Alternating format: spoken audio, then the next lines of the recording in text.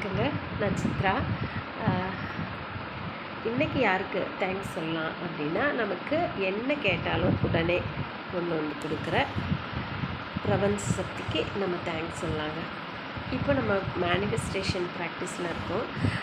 நமக்கு என்ன வேணுமோ அதை நம்ம யோசித்து வேண்டி அதுக்கான ப்ராக்டிஸ் எல்லாம் பண்ணி அது நமக்கு சீக்கிரமாக கிடைக்குது. சிலவங்களுக்கு என்ன தான் பண்ணாலும் அது கிடைக்கிறது லேட் ஆகுது, இல்லாட்டினா கிடைக்காமையே போயிடுது. ஏன் அப்படின்னா, மேனிஃபெஸ்டேஷனால் எண்ணங்கள் தான் நமக்கு வாழ்க்கையாகுது.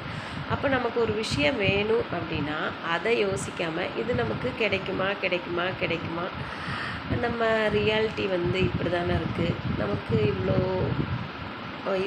அதுக்கான சாகச்சரியங்கள் நமக்கு ரொம்ப குறைவாக தானே இருக்குது, நமக்கு எப்படி இப்படி கிடைக்கும் அப்படின்னு சந்தேகமாக யோசித்து சந்தேகப்படும்போது அந்த சந்தேகம் மேனிஃபெஸ்ட் ஆகி என்னாது நமக்கு கிடைக்காம போயிடுது, இல்லாட்டினா லேட் ஆகிடுது. அதுக்கு பதிலாக நம்ம என்ன பண்ணணும்னா, நமக்கு என்ன வேணுமோ அதை மட்டும் யோசித்து வச்சுக்கணும்.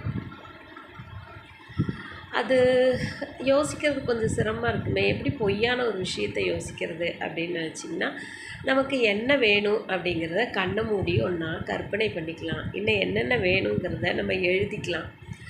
அப்போது நம்ம மனசு ஒரு நிலையாக அதுக்குள்ளே இப்போ கிடைக்கிற மாதிரி தானே நமக்கு இருக்கும். சொல்லி சொல்லி எழுதுவோம்ல, அப்போ மனசு அதுக்குள்ளேயே இருக்கும். அப்போ சந்தேகப்படாது.